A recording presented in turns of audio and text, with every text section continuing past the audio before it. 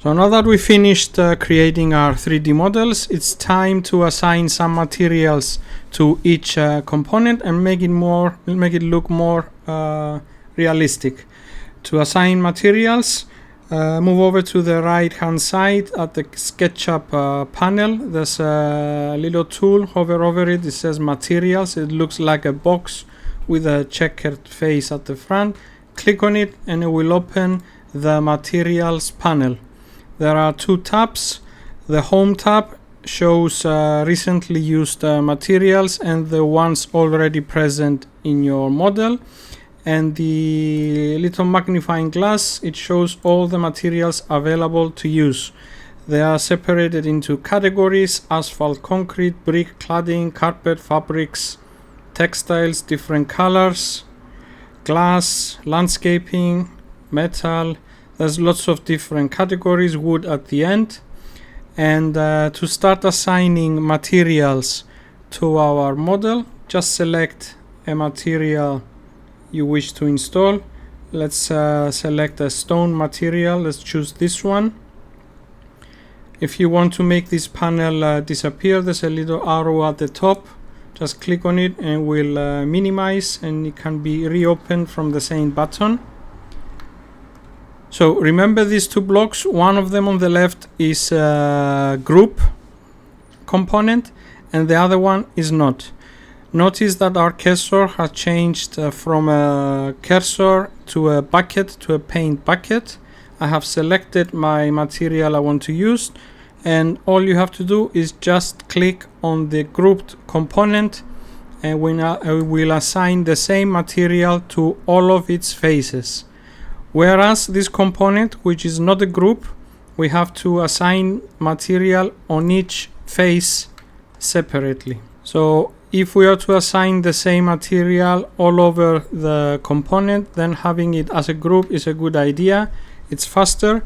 Otherwise, if you want to have different materials on each of the faces of your model, then you will need to either explode it or not make it a group from the beginning. So let's assign materials to this component here. Let's say it's a planter. I'm gonna go to landscaping, select this grass material and select the inner part. Make it look like a grass top. Select concrete, any type of concrete, and select the inner parts. Remember, you have to select all of the faces in the model. And for the outside, let's choose from the cladding category. Let's choose this type of stone and assign it all around on our model.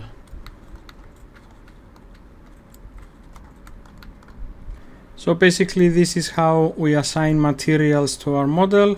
Select the material or color, and with the paint bucket tool, click on each of the faces of your model.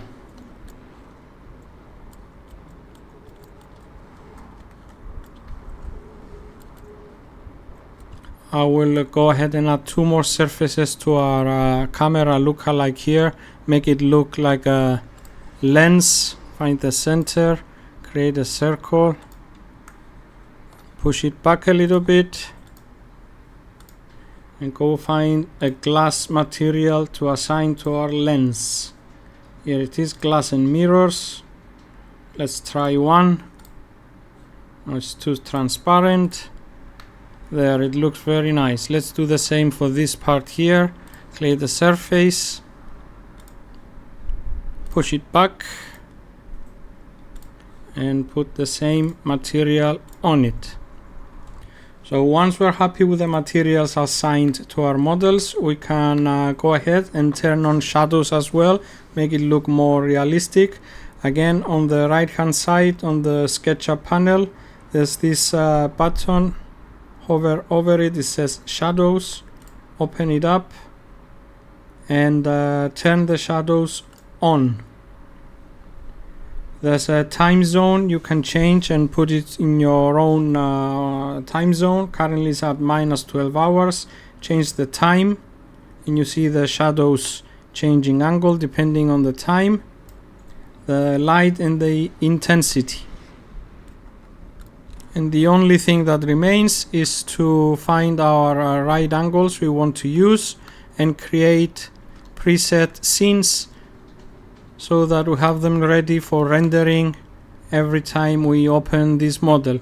This is a nice scene. To create a scene, click on the director's cut scene toolbar here. It says scenes, my scenes. There are no scenes added yet.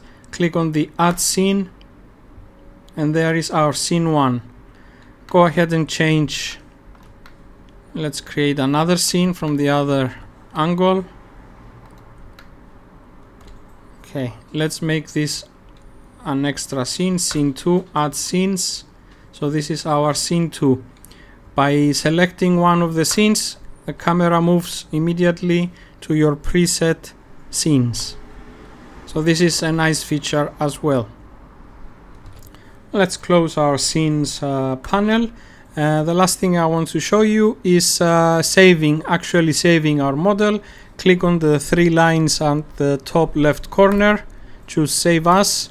This will open the 3-ball saving panel. Select your folder where you want to save your file. Give it a name here at the bottom. Let's name it Creating 3D Models and click on the Save button. Your model is now saved and you can reopen it from the 3-ball account. Once we make any further changes, let's move this a little bit. It will save here. It will open up this save button that we need to save our changes. Click on it, save, and once they are saved, it will display as saved.